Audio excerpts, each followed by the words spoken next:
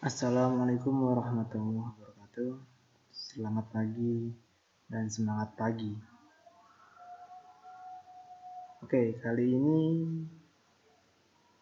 kita melanjutkan pelajaran yang kemarin tentang tema 1, indahnya kebersamaan. Kemarin kita telah belajar 3 pembelajaran. Pembelajaran pertama tentang gagasan pokok dan gagasan pendukung. Pelajaran yang kedua tentang keragaman. Pelajaran ketiga tentang bunyi. Oke, next. Pelajaran pertama tentang perbedaan gagasan pokok dan gagasan pendukung.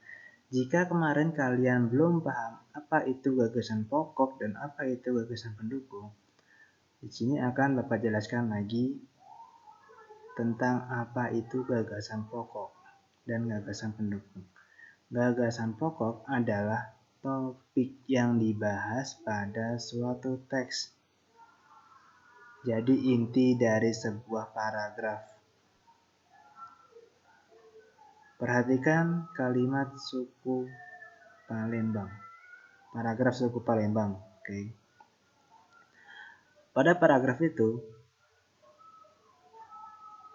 terdapat gagasan pokok. Gagasan pokok itu diambil dari kalimat utama. Ya. Jadi suku Palembang menggunakan bahasa asli Palembang itu adalah kalimat utama, dan kalimat utama akan dijadikan menjadi gagasan pokok.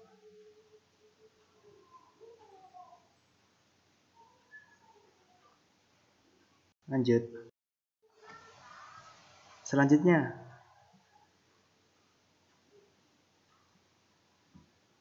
setelah tadi gagasan pokok, di sini ada gagasan pendukung. Gagasan pendukung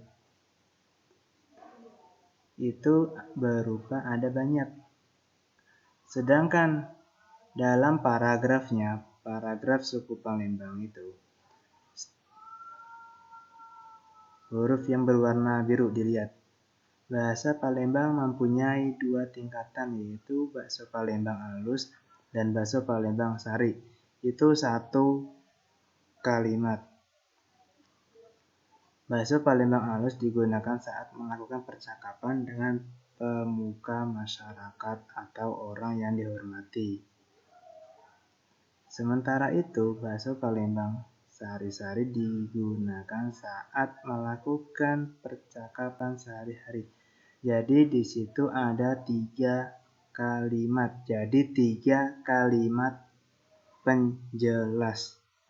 Dan 3 kalimat penjelas dijadikan menjadi gagasan pendukung. Oke. Jadi, uraian atau informasi tambahan pada suatu teks disebut gagasan pendukung. Paham? Next. Pembelajaran yang kedua. Kemarin kita telah belajar tentang keragaman-keragaman yang ada di Indonesia. Dari mulai keragaman suku, bahasa, tarian, pakaian, rumah adat, dan lain sebagainya. Nah, dalam keragaman itu tentunya pasti memiliki perbedaan-perbedaan yang dapat membuat terpecah belah. Akan tetapi, perbedaan-perbedaan itu bukanlah penghalang untuk melakukan sebuah kerjasama. Contohnya, kalian dengan teman kalian. Misalkan teman kalian mempunyai hobi bermain bola, tapi yang satu inginnya bermain bola basket. Pasti beda. Nah, ketika perbedaan itu bukanlah menjadi penghalang ketika kalian melakukan misalkan kerjasama dalam membersihkan kelas, piket kelas, apalagi diskusi, dan lain sebagainya. Contohnya ada kerja bakti. Kerja bakti merupakan sebuah kegiatan yang dia lakukan bersama-sama. Nah, ini merupakan contoh dari kegiatan kerjasama, yaitu kerja bakti. Ada banyak contohnya, yang lain juga bisa. Ronda, terus apa lagi? Piket kelas, berdiskusi, membantu temannya, dan lain sebagainya. Next. Dan selanjutnya ada festival budaya. Nah, ketika kita mempunyai keragaman, penuh dengan keragaman, banyak sekali keragaman, di sini ada festival budaya masing-masing. Jadi festival budaya itu apa? Acara yang menampilkan kebudayaan dari seluruh provinsi di Indonesia, dari ujung Sabang sampai ujung Merauke. Nah, dari ujung sana ujung sini itu mempunyai festival atau budaya-budaya masing-masing. Misalkan budaya di daerah Bali mempunyai tari kecak.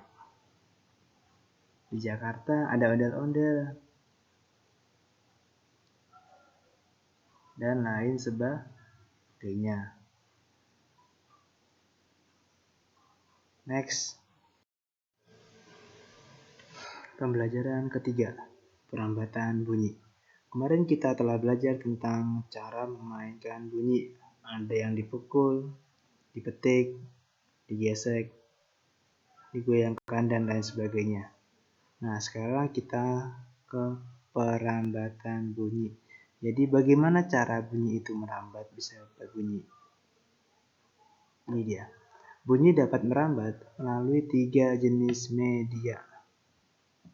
3 jenis media, yaitu benda padat, benda cair, dan gas. Oke, bunyi dapat merambat melalui 3 jenis media, yaitu benda padat, benda cair, dan gas. Namun, bunyi tidak dapat merambat di ruang hampa. Karena apa? Karena tidak memiliki media dapat merambat bunyi. Ruang hampa itu ruang yang tertutup. Oke, lanjut.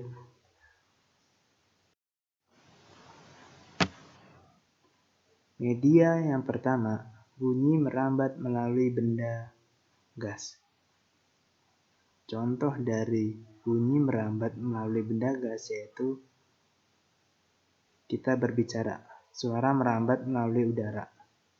Nah, udara termasuk benda gas. Itu merupakan contoh dari bunyi merambat melalui benda gas, yaitu kita berbicara. Yang kedua,